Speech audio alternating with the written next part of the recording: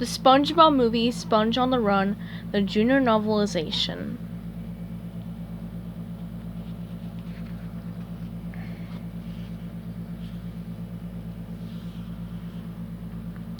Chapter 7.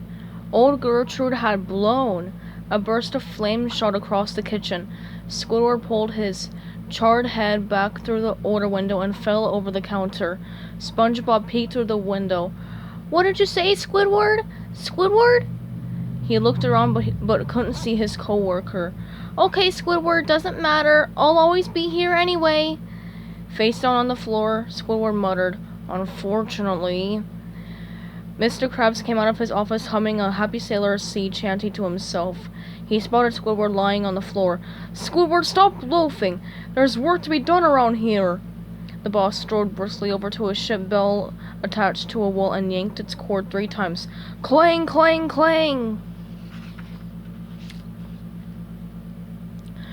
"Attention, Krusty crew," he bellowed. "Hoist the mainsail, full speed ahead!" Mr. Krabs crossed to the front door, flipped the sign from closed to open, and flung the doors open. A huge crowd of hungry customers surged into the restaurant, trampling him, but Mr. Krabs didn't mind a bit. He chuckled as he lay on the floor, flattened. "Never gets old." Later that day, SpongeBob cloned himself into several SpongeBobs so he could do all the Krusty Krab jobs.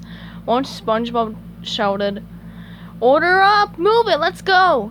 Piling Krabby Patties on a tray, another SpongeBob answered, "Aye, aye, Chief!" Laughing, he ran up with a tray to serve the patties to waiting customers sitting at tables around the dining room. The SpongeBob in the kitchen kept ringing a bell announcing that another order was ready. The SpongeBobs in the dining room rushed from counter to table, delivering food at lightning speed. All the SpongeBobs were laughing. "Aye, aye, aye, aye, aye, aye, aye!" "One for you," said one SpongeBob. "Enjoy your Krabby Patty," said another. "Enjoy," said a third. The SpongeBob in the kitchen rang the bell again. "Ding, ding! Order up! Come on, SpongeBob!" One of the SpongeBobs in the dining room said, "Come in, Fry Cook SpongeBob!" and laughed. Another did the same thing. Squidward sighed, exhausted with SpongeBob's antics. The front doors opened and Sandy entered, wheeling a big crate on a cart. "Hiya, SpongeBob!" she called to all the SpongeBobs. "Hi, Sandy!" they all answered at the same time. Then they merged back into one SpongeBob. Boink, boink, boink, boink. Sandy looked out from behind the big crate. "Did you know that in the future everything will be automated?" she asked. "I'm going to see if Mr. Krabs wants to be an early adopter of my new technology." "Wait, what?" SpongeBob asked, alarmed. "You're going to replace me with a robot? Don't do it!" Sandy chuckled. "No, silly," she reassured him. "That's going to happen anyway." She patted the crate.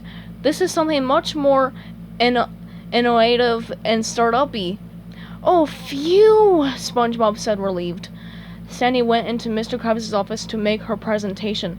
Sitting behind his desk, Mr. Krabs said, "You have 60 seconds," and started a timer. He didn't much like presentations. Most of the time they turned out to be sales pitches that would only cost him some of his precious money. "Their name is Otto," Sandy said, popping open the crate to reveal a robot. "They're an automated restaurant owner." Mr. Krabs seemed intrigued, but then a look of concern clouded his face. Automated? Sounds expensive. Not interested." But Sandy wasn't going to be put off so easily. She believed in her invention.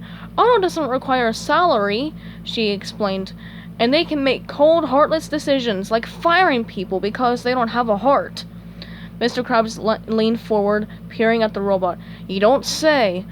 "You're fired," Otto said in a robotic voice. "Amazing," Mr. Krabs said, impressed. "I love money," Otto said. "I love money." Mr. Krabs, overcome with truly heartfelt emotion, got up and walked around his desk. "A cold, unfeeling robot after me own cold, unfeeling crustacean heart." He nodded deceivably. "I'll take it and nurture it, and I will love Otto like they was me own son." Sandy was thrilled. "Yippee! You're not going to regret this, Mr. Krabs." She skipped out of the office, leading Otto behind, and Mr. Krabs hugged the robot. Otto looked at him blankly and said, "You're fired." "I could listen to that all day," Mr. Krabs said, laughing. While Mr. Krabs stood there laughing, Otto moved behind the desk and sat in the boss's chair. "No, seriously," they said. "You're fired. Please clear out your desk. You have 60 seconds. He started a timer. 60 seconds later, the back door of the Krusty Krab banged open and Mr. Krabs stomped through it, carrying Otto over his head. "No, you're fired!" Mr. Krabs shouted. "No, you're fired," Otto replied calmly. "You're fired, ye infernal machine!" Mr. Krabs insisted. "No, you're fired," Otto repeated in their same measured voice. Mr. Krabs tossed Otto up and booted them with his foot, launching the robot into the air and across the street. Whump! Otto landed in the chum bucket's trash bin. Brushing his hands clean and giving a satisfied grunt, Mr. Krabs turned and went back into his restaurant to resume his duties as the proud non-fired boss and owner of the Krusty Krab. Inside the chum bucket, Plankton's computer wife Karen turned from the television to see what had caused the loud noise. Rolling on her wheels, she went out the door into a black alley. She was alarmed to see Otto, a fellow machine, discarded in the trash bin. She moved closer. Otto's mechanical arms reached toward her. Hearts fluttered across Karen's screen.